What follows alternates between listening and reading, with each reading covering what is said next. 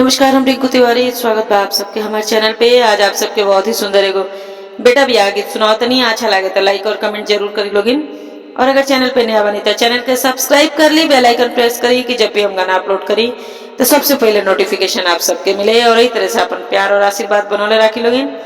और गीत ज्यादा से ज्यादा शेयर करी लोगिन और हमेशा साथ देते रही लोगिन। किया दल उतरेला मातर किया रे महुया तर किया दल उतरेला आमातर किया रे महुया तर एकिया दल उतरे माड़ुआ जहाँ रे सीता रहेली एकिया दल उतरे माड़ुआ जहाँ रे सीता रहेली नाही दल उतरेला मातर नाही रे महुया तर नाही दल उतरेला मातर नाही रे महुया तर एई हो दल उतरे माड़ुआ जहाँ रे सीता रहेली एई हो दल उतरे माड़ुआ जहाँ रे सीता रहेली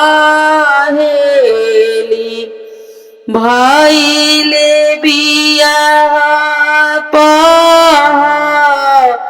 फाटे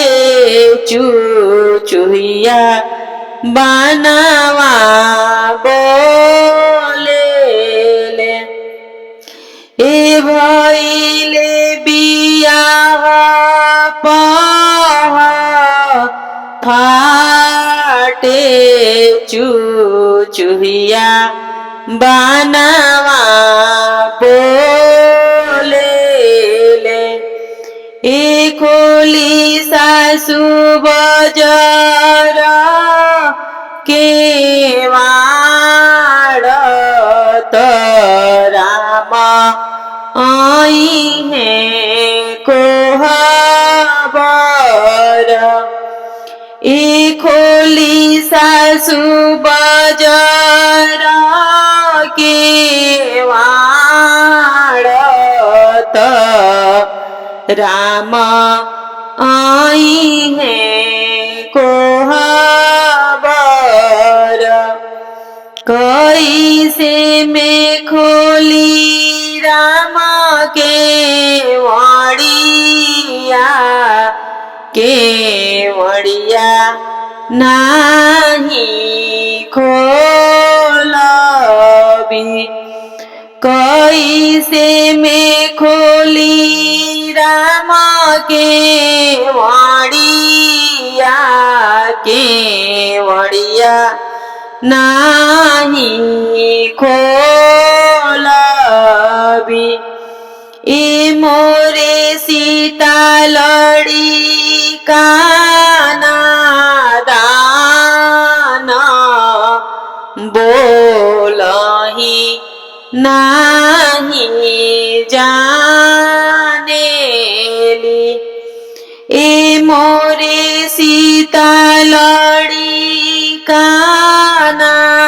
दाना बोलही नाही जानेली जाहू सीता लड़ी का नादान बोलही नाही जानेली जाहू सीता लड़ी का नादान बोलहु नाही जानेली एह महु केवलवा के फूल छानहि छाने बिहसिले एह महु केवलवा के फूल छानहि छाने